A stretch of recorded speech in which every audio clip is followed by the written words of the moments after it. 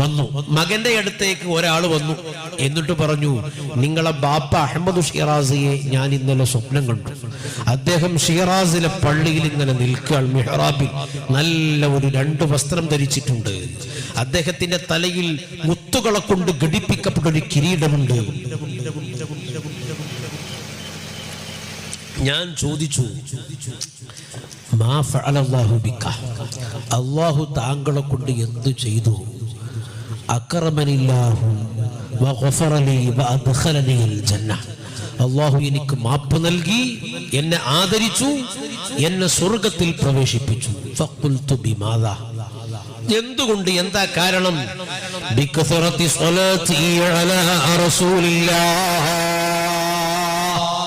ഞാൻ നബി സല്ലല്ലാഹു അലൈഹി വസല്ലം തങ്ങൾക്കുമേൽ ധാരാളം സ്വലാത്ത് ചൊല്ലാറുണ്ട്, സ്വലാത്ത് ചൊല്ലിയിട്ടുണ്ട്.